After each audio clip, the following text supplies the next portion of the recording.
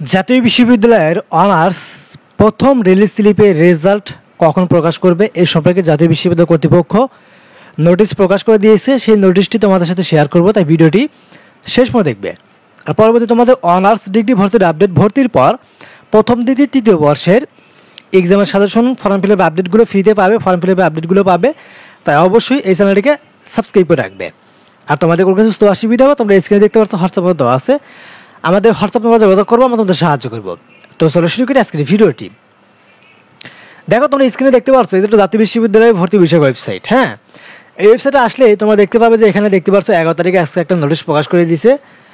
এখানে লেখা আছে regarding first release slip merit list for honours admission 2024-25।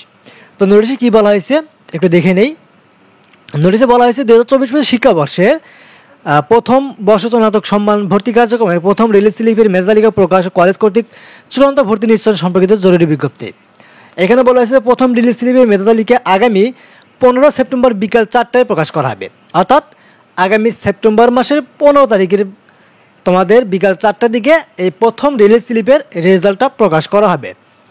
ঠিক আছে, এটা নিয়ে আমি সকালেও কথা বলেছিলাম জাতীয় বিশ্ববিদ্যালয়ের ডিন স্যারের সাথে, যেখানে দেখতে পাচ্ছ ডিন ভারপ্রাপ্ত আশোক কবি চৌধুরীর সাথে। তো সকালে আমি একটা ভিডিও করেছিলাম, ভিডিওটা করে রেখেছি, যে ভাবছিলাম হয়তো রাত্রে প্রকাশ করব, কিন্তু এখনই দেখছি তোমাদের নোটিশটা প্রকাশ করে দিয়ে দিছে। এই জন্য তোমাদের নোটিশ সহকারে তোমাদের জানিয়ে দিচ্ছে। ঠিক আছে, তো এখানে বলা হয়েছে যে আগামী 15 তারিখে তোমাদের বিকাল 4টার দিকে রেজাল্ট প্রকাশ করা হবে। রেজাল্টটি তুমি মোবাইলের SMS এর মাধ্যমে দেখতে পারবে, তুমি চাইলে অনলাইনের মাধ্যমে চেক করতে পারবে আগের মতো।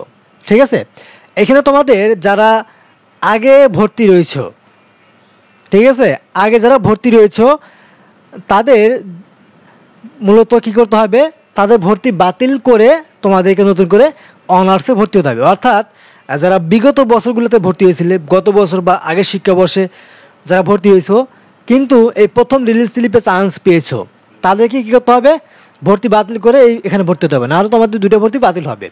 ঠিক আছে, এখানে তোমাদের প্রথম রিলিজ স্লিপের রেজাল্ট যেহেতু 15 তারিখে প্রকাশ করা হবে, আগামী 25 তারিখ পর্যন্ত সময় দিবে।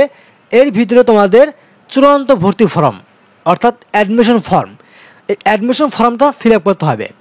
করার পর আগামী 28 তারিখের ভিতরে কলেজে টাকা জমা দিয়ে ভর্তি হতে হবে।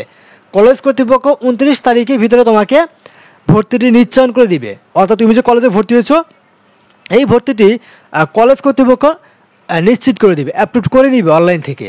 তোমার কাজটা হবে তুমি যখন চান্স পাবে, চান্স পাওয়ার পরে আগামী 25 তারিখের আগে তোমাকে কি করতে হবে, তোমাকে ভর্তি ফর্মটা ফিল আপ করতে হবে।